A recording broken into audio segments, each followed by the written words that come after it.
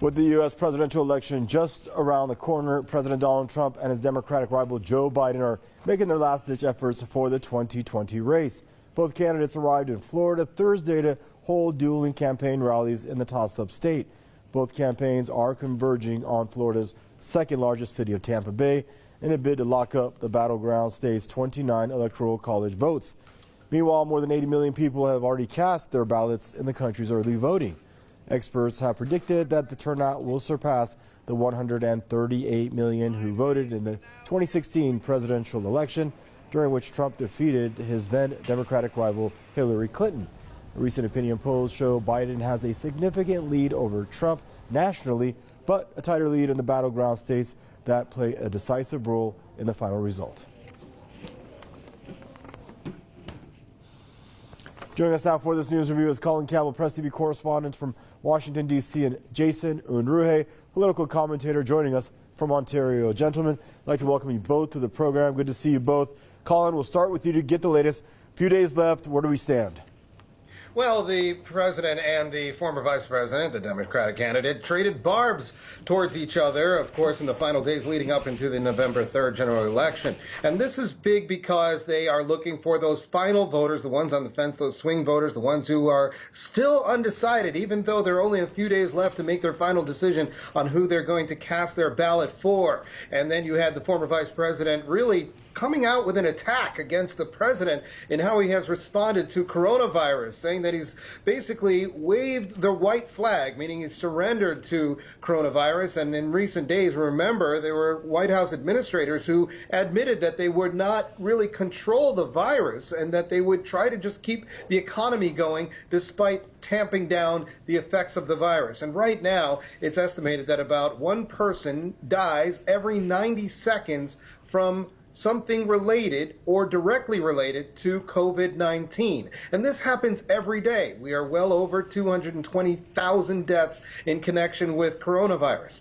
The president sparred back, saying that the former vice president only talks about COVID and that he would shut down the economy if he were president. Not only that, he said that the United States would then change into a giant Venezuela, a Venezuela on steroids, he called it. So as the two barnstormed across Florida, they know that this is a very pivotal state.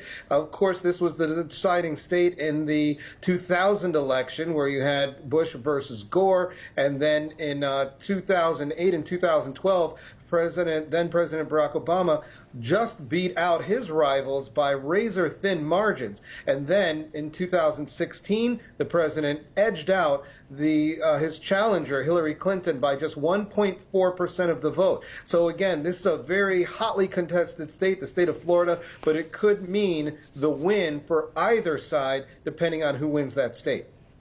Good stuff. And Jason, I'd like to welcome you to the program. Your initial thoughts on the story. Well, this election has certainly been a tremendous experiment in chaos theory to watch both sides of this attack each other relentlessly. I don't recall any U.S. presidential election history being marred with such conspiracy theory, such tremendous underhanded tactic, reports of leaks, accusations of corruption or election theft by the government, actions taken by the current U.S. president to undermine the elections themselves. Compare this with the accusations of the so-called deep state. This has certainly been a very, very polarizing election, and it has been one of tremendous chaos, which has left very little Americans with any real choice in the matter.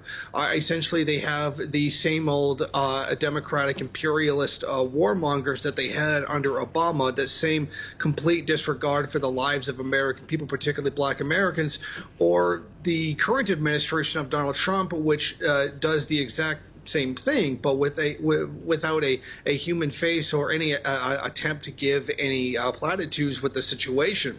But I think the one thing that we've really seen out of this is not just the polarization, but the underhandedness, the mudslinging, the so-called leaks, the conspiracy theories, far worse than anything that has been seen in U.S. election. I mean, I can't even think of any election in history of the world that was that was as bad as this one. And many are tempted to recall the Watergate scandal regarding Richard Nixon, but this is far, far worse than anything that happened then. I mean, if anything, this election has almost not been about the issues themselves, but rather the attacks that each candidate has made on the other. And it has been, for the lack of a better term, quite a show.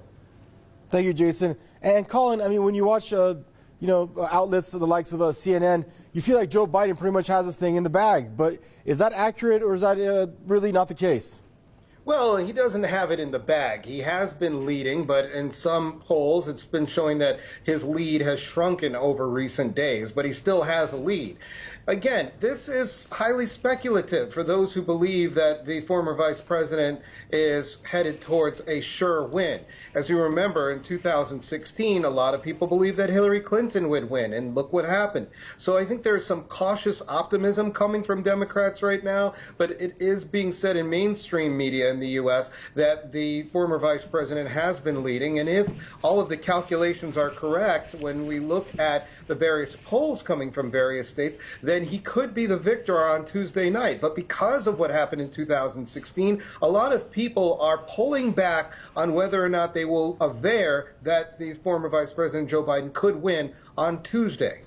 All right, gentlemen, thank you both, and do stay safe till we speak again. Colin Campbell from Washington, D.C., and Jason Unruhe there joining us out of Ontario, Canada. And viewers, that's a wrap for this segment of your Press TV's News Review. Thanks for tuning in, and goodbye for now.